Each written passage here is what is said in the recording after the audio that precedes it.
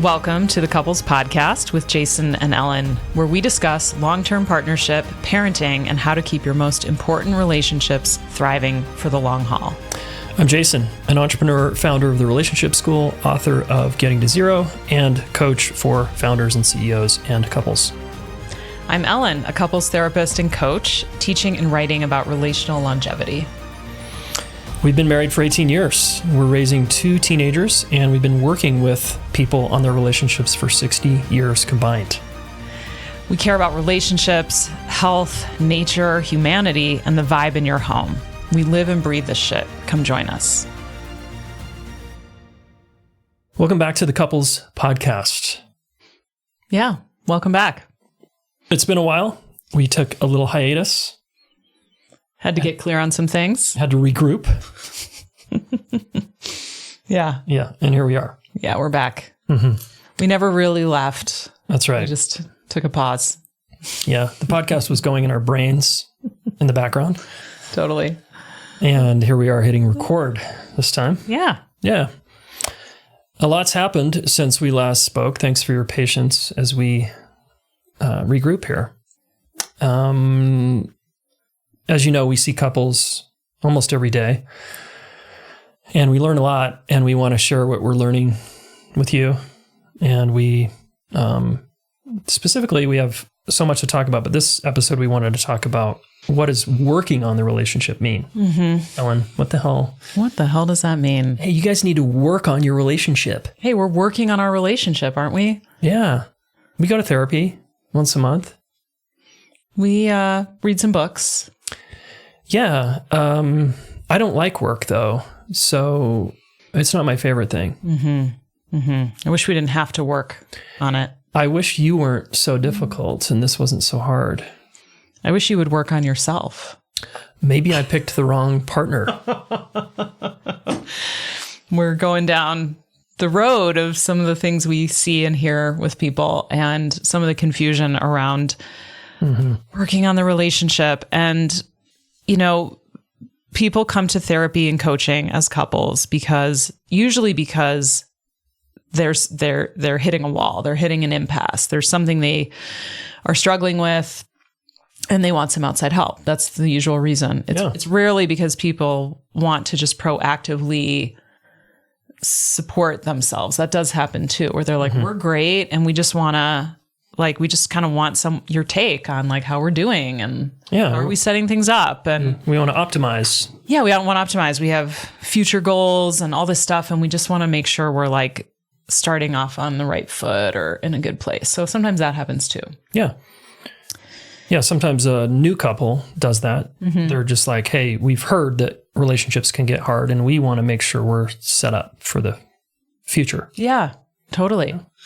Yeah, all of that's cool and valid. I like all those situations. But when people I think the reason we wanted to talk about this was because sometimes people will go to therapy or coaching and they kind of check off the box, well, we're working on it. Yeah.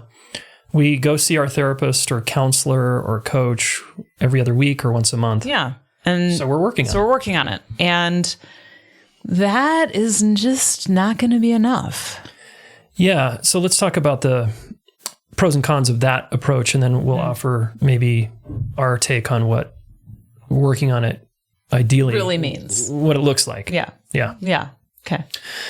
Yeah. So I think the therapy model is like the personal trainer model in that you go see the person once a week, every other week, once a month, and they give you some things to do.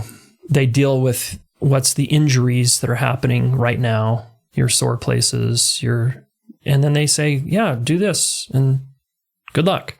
Mm-hmm. And there's a way in which therapy coaching is similar to physical therapy, where it's the therapist listens, tries to help the two navigate a conflict, the fight of the day. Mm-hmm. Maybe it goes well, maybe it doesn't. And it's see you in a couple weeks. Mm-hmm. And then the couple's tired, exhausted, kind of burnt out. They're just still not figuring it out. And they tell themselves, I'm working on it. Mm-hmm. Yeah. So shouldn't this be enough? Right. I'm doing what I can. Yeah. We're going to a therapist. We're going to a coach. Yeah. And it's sort of like an injury. Like, will I see my PT once or twice a month or every week? But we all know that if you have an injury,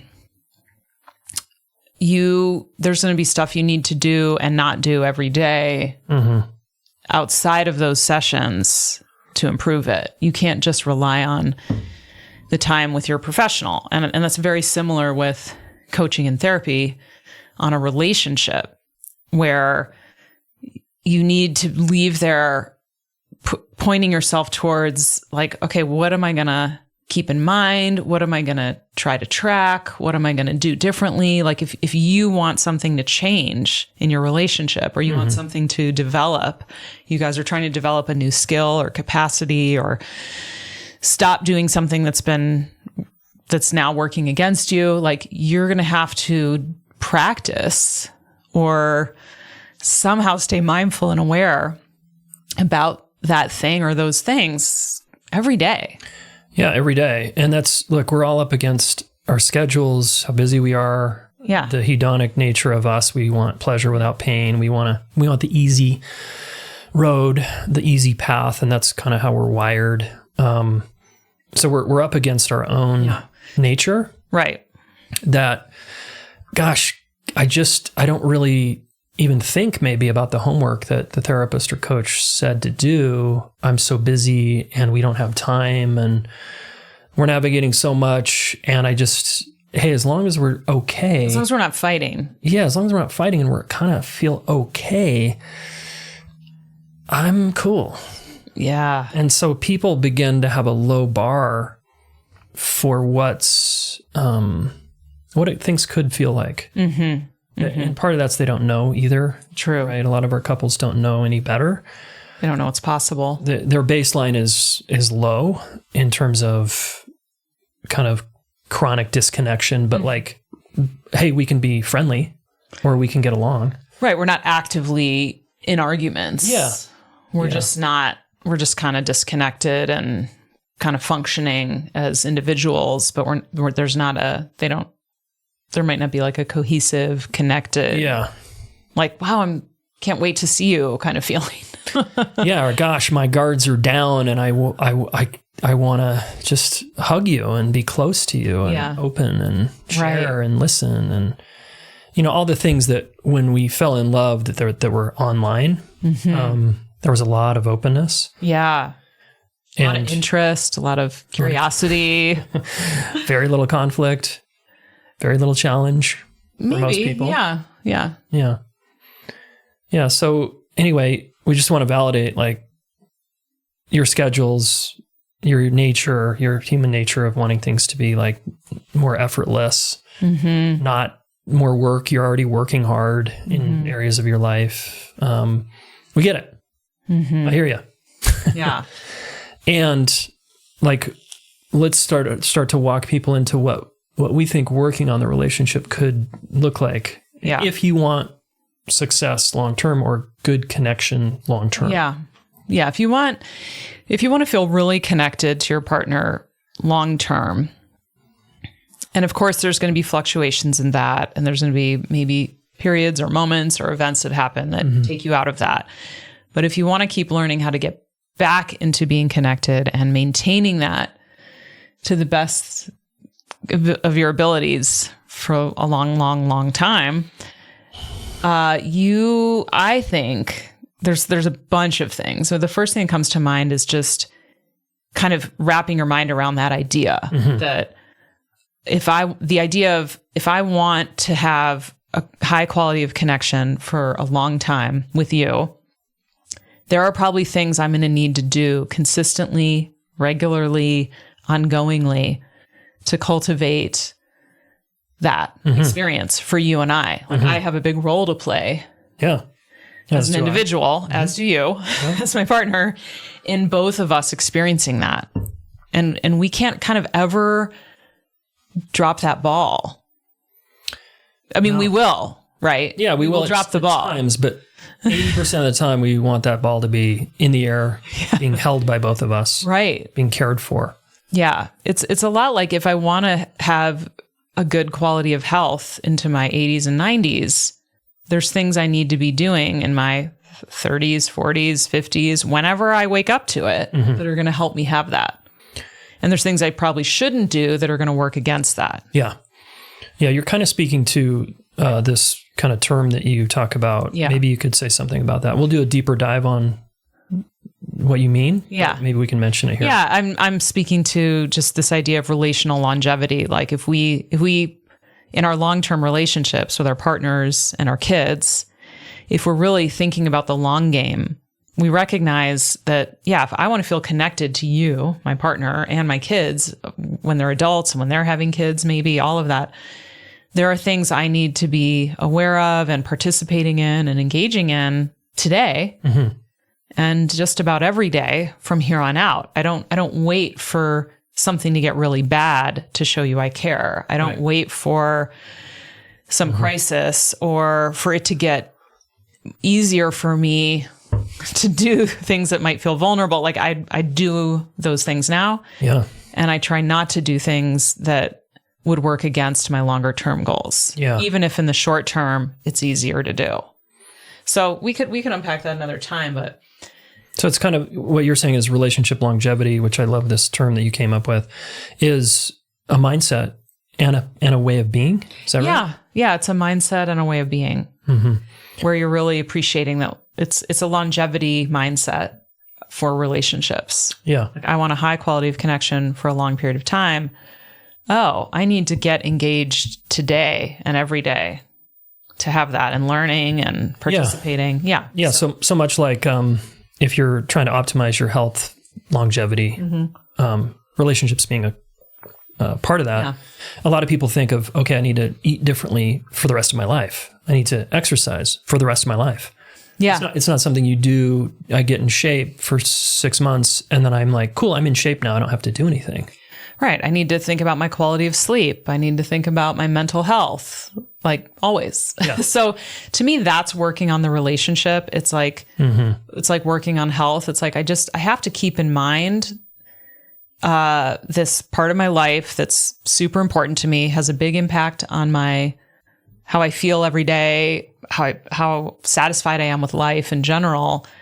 And therefore it requires my presence, attention, checking in with myself and like in relationship with my people I love to just know that it's all moving in the direction that I really want it all to go. Yeah. And so it isn't just about getting out of pain temporarily or, solving one issue we have as a couple. It's like, oh, we have to like really get on board with like what it takes to have this feel good for a long period of time. And that's going to require us paying attention, being engaged, maybe learning, being humble, lots of things. Yeah. Humble. Oof. It's a hard one. Yep. Yeah. I mean, it's a student mindset for life that I'm going to always be learning about my partner and myself. We're going to mention this in probably every single episode. Yeah. Moving forward because it's that important. Yeah. And that's really who we want to be talking to is people interested in this long game. How do we be awesome for life? Yeah. How do we do that? Yeah. And we want to offer you a lot of practical skills and frames and ideas and practices and tools sometimes to get there. Because again, look, where was the class? Where was the growing up? Where was the template for this stuff? It didn't really exist, right? We got what we got. And a lot of it's like trying to avoid pain to keep connection with people and not bring difficult things up because I don't want to rock the boat, right? We all have so many survival strategies in relationships that don't lend well for long-term fulfillment. Yeah, they sort of help us get out of pain quickly, but don't help us like cultivate the skills, capacities, and long-term experience we're maybe hoping for. Yeah. I have two more ideas about what working on the relationship means. But please share. Okay. The second one would be learning how to talk about your relationship. Mm-hmm.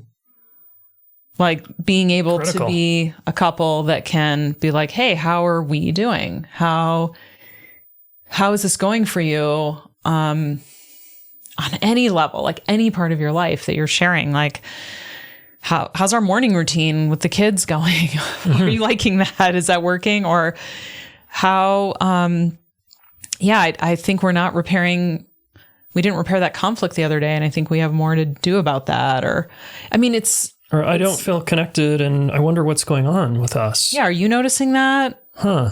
Yeah. Yeah. I feel like there's a lot of tension between us. Do you notice that? Mm-hmm. Mm-hmm. Is that just me? Is that you? Is that us? Mm-hmm. What am I picking up on? I mean, there's so much to check in about when it comes to what's happening in this space between us. Yeah. And you don't have to have a psych degree or no, be a coach or something to talk about the relationship. You got to think about, hey, we're a team and our team doesn't feel very good this week. Mm-hmm. I don't feel like we're a team this week. What's going on? Mm-hmm. I notice like I'm kind of judging you about blank, or I'm noticing I feel judged, or it's like, wow, I'm just kind of drowning in all the work I have to do and I'm not really thinking about you very much. I'm really just I'm in survival mode. Mm-hmm. Is there a way I could get more support here, or you could give me more? I mean, so many things could be going on. So you're talking about, Ellen, if we are able to talk about our relationship on the regular, whenever we feel like it, whenever one of us wants to talk about it, the other person's receptive and available, or will make themselves available for the conversation, because this is good for us long term. Yeah. To me, that's a big part of working on the relationship. Mm-hmm. It's just being able to, that the relationship is a topic of conversation, that we, like anything we both value and care about, we're going to want to discuss it and keep seeing how to tend to it all. Yeah. So I think that's a big part. Agreed. You had another idea. What was your other idea? Yeah, my last one, and I'm curious if you have any more, but it's learning. It's getting support, learning, listening to podcasts, reading, maybe talking to a professional of some kind if you need it. Like just being open to a relationship is a long-term experience, and you probably aren't going to know everything or be able to handle everything without some kind of support at some point. Mm-hmm. And be open to that. It doesn't mean it doesn't mean you're a failure. You don't, I don't know. People, I think they just should know this stuff. And like you were saying earlier, like, no, we're never really directly taught this. Everything we know about relationships, we just absorb unconsciously, usually. We're rarely getting guidance that has all the things in mind that, people who study this stuff might be keeping in mind. And so if you can be open to learning and growing here, I mean, in so many areas of life, we recognize if we want a really successful career in a certain area, we're probably going to get coaching or study more, or read more about that thing. If we really value parenting, we're probably going to ask for support about that at times, or go look something up, or, consult a professional, or learn something about child development. Like, there's these really important areas of life that we will often, health too. It's like, we can't possibly know everything about even our own bodies. Yeah. It's very complicated. So we get help, we read, we listen, we try to learn, we check in with ourselves, we talk to people. I feel like our most important relationships should be given that attention too. And people often keep this very secret, or feel like if you need help with this, there's something wrong. And that's just not true. Yeah. Yeah. So you're just speaking to a growth mindset that is available to learn, admit we have something to learn. Gosh, I'm not great at this. And I think sometimes people, unfortunately, instead of doing that, they really believe the solution is to their partner, changing their partner. Like, yes, no, we would be good if you would just ... Yeah. Fill in the blank. And that's just a lazy kind of approach to get what you want, because it requires someone else to do something, and it sort of lets you off the hook to change or grow yourself.